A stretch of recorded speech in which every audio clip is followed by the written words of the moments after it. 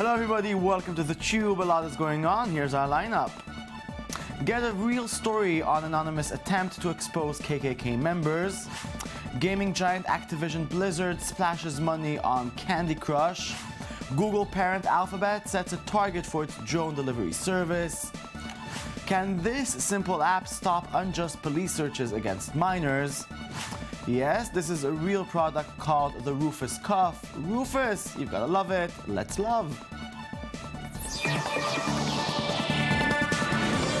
The media is buzzing with reports on Operation KKK, an attempt by hacktivist and movement Anonymous to lift the white hood from up to 1,000 Ku Klux Klan supporters and members, exposing their names and photos. The hacking collective claims that it's outing up to 1,000 people who are either Ku Klux Klan members or close associates of KKK factions. It says it will reveal on November 5th, but an early data leak already names and shames mayors, members of Congress, and police officers. Multiple politicians identified in the report leak have denied any link to the KKK, and there's little to verify these claims beyond, well, Anonymous says so. Some citizens in the list have also fiercely denied having anything to do with the racist organization. To top it all, Anonymous itself denied the content of the leak, claiming the only authentic data is still due on Thursday. Don't believe everything you read on the internet.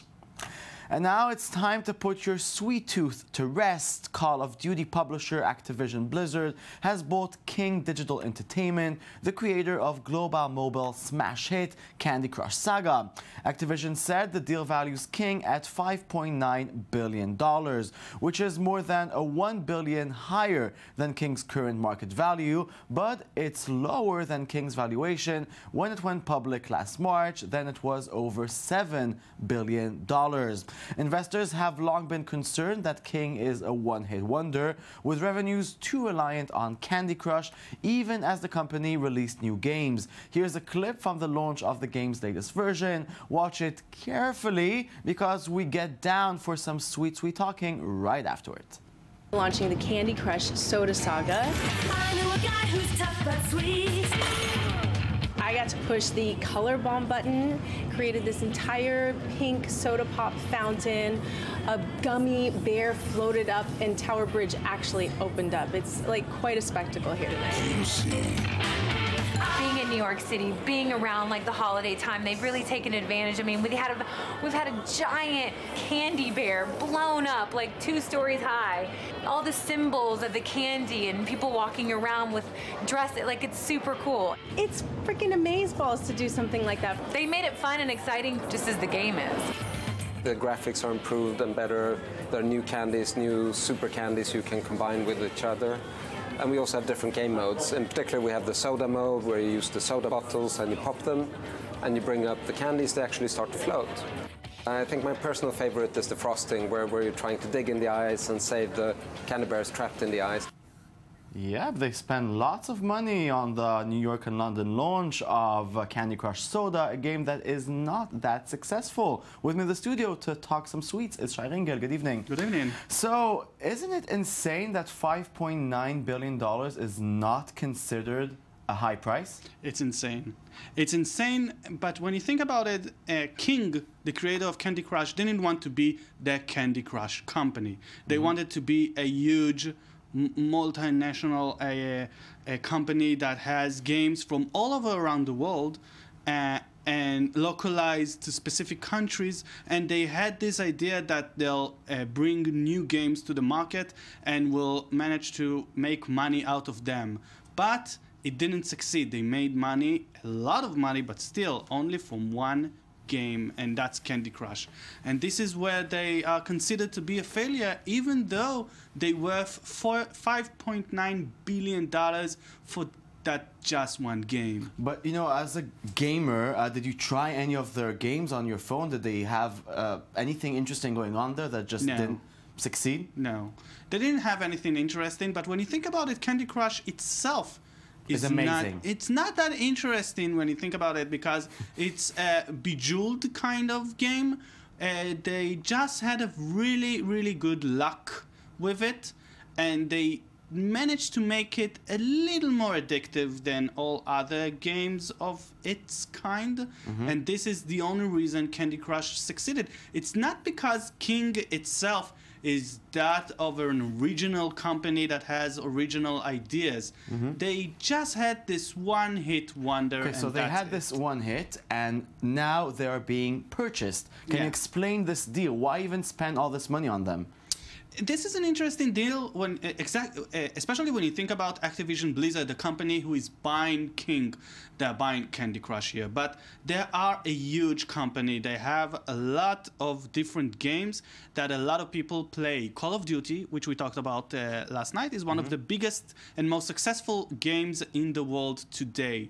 World of Warcraft, an online game that has millions and millions of users. Now, when you understand that World of Warcraft, Call of Duty, and all those other games have today a user base, and Candy Crush has a user base because a lot of people are addicted to it and a lot of people just downloaded it, even if they're not playing it. Now Activision and Blizzard has this huge amount of just names and data on people who are playing games. Which is worth $5.9 billion?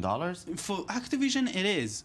It's a user base that they can sell new products to. They can join them to their newsletter. They can know when they're playing their game on their mobile phone. It's people with mobile phones, and Activision can take a lot of data from only that, and Candy Crush brings that data. And tell me, does Activision have mobile games as well? Is it a market it entered? Not exactly. They tried to enter it, and they had versions of their big games to mobile, but this is the first time they are actually taking a big player in this mobile game industry, and making it going into the mobile gaming industry more seriously. Maybe, but Activision doesn't really need mobile game as it needs its data, because Activision makes more money from a single game like Call of Duty than they can make from King, who has the biggest selling mobile game in the world today. They make more money from World of Warcraft, who have millions of users who pay much more money just to register and be online on that game. It doesn't really need its pennies for Activision. And you know, some people, some of them are still playing Candy Crush. Some of them might be even a bit addicted. Is anything going to happen to the game? Probably the game's going to be left alone. Which is a good thing for Candy Crush users, because King tried to, as we just saw, put soda and all those kind of versions into it. Candy Crush is kind of going to be left alone. Activision probably doesn't really care about the game, but it does care about the users. So and the data. I got it. Thank you very much, Jay. Thank you. Okay, we're moving on. Streaming music is just not enough anymore. JayZ's embattled streaming service Tidal is stepping into the TV game. The music subscription service expands to include original programming, including a drama and comedy series. According to The Hollywood Reporter, Tidal has ordered 2 new series: No Small Talk, a stand-up comedy show hosted by DJ Kiffa Sounds, and the second series of Brooklyn-based web drama Money and Violence, which is now on your screen. These additional ventures on Tidal join a number of short films and past live streams featured on the platform, as well as over 35 million songs and 86 million music videos. Maybe this will give Tidal the push it desperately needs, or possibly it won't. You know what's the problem with smartwatches? They're too small. A new smartwatch wants you to carry a tablet on your wrist, a tablet size of a table, instead of a small watch screen. This new device, dubbed Roofus Cuff, features a 3.2-inch screen, and since launching as an Indiegogo campaign in 2014, has promised to be more than a smartwatch. Roofus Labs, the company behind it, says its product ends the era of the watch and ushers in the wrist communicator. What does that mean? Well, just you watch. This is the Roofus Cuff, way more than a smartwatch. The Roofus Cuff connects your iPhone or Android smartphone for hands-free calls. You can also use home and public Wi-Fi networks to work standalone. with no smartphone at all. The wide 3.2-inch Gorilla Glass touchscreen allows you to compose emails, messages, and text with a full keyboard. Running the complete Android OS, the Roofus Cuff can handle your favorite apps in portrait or landscape mode. The RC's music player is perfect for managing your tunes. You can browse and control music from your connected smartphone or play direct from the Roofus Cuff with up to 64 gigabytes of storage.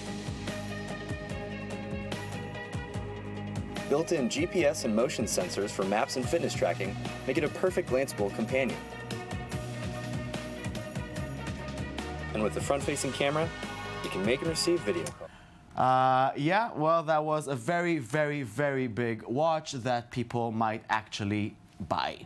Now, get ready to receive a package from Google right from the sky. Alphabet, Google's holding company, expects to begin delivering packages to consumers via drones sometimes in 2017. David Voss, the leader for Alphabet's Project Wing, said his company is in talks with the Federal Aviation Administration about setting up an air traffic control system for drones that would use cellular and internet technology to coordinate unmanned aerial vehicle flights. Our goal is to have commercial business up and running in 2017, he told an audience at an air traffic control convention in Washington.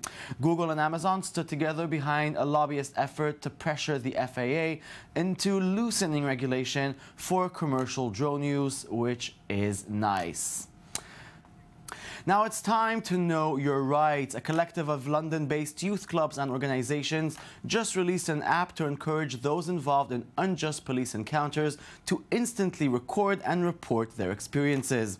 The project, called Why Stop, wants users to understand their rights and behave correctly when stopped and searched by police. According to their findings, more than 142,000 minors were stopped and searched in England and Wales in 2014, with only 11% of them leading to an arrest. This might be all it takes to finally stop police brutality. Take a look. Stop and search app that allows us to monitor the police in two ways, by recording and reporting.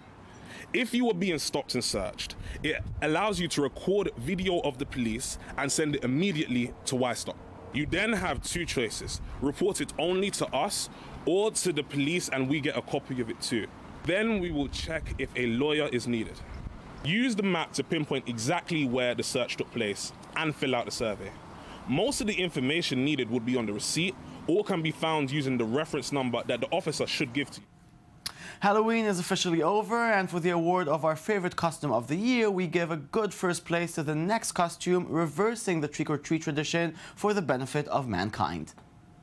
My monster from his hand began to rise, and suddenly, to my surprise, oh goodness, there's someone at the door. Oh goody. Hello, would you like a trick or a treat?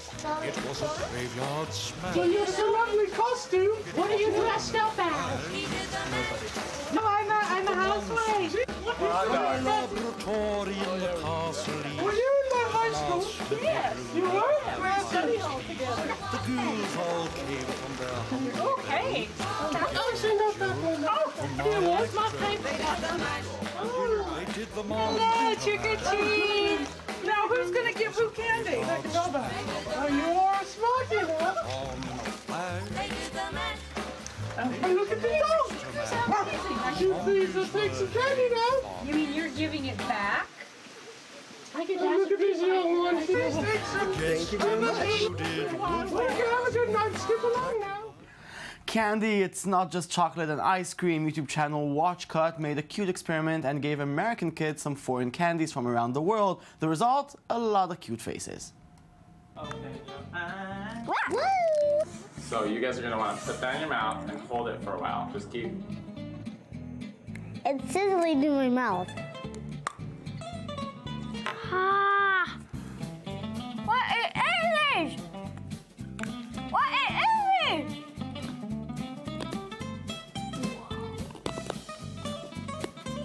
I would rate this a 10-star. I would really actually eat these. This is made in your cane. I knew it. What? It's made in your cane. It's amazing!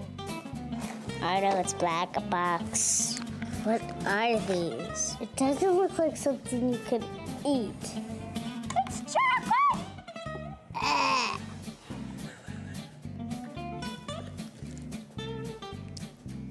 Ew. Yeah. What does that taste like? Raisin dipped in beef. Oh, I hate licorice. Okay, that's it. Show's over. Thank you very much for watching. I'll be back tomorrow with a brand new show of the Tube. Log on to our website. It's i24.tv. We'll be there as well. Goodbye. See you tomorrow.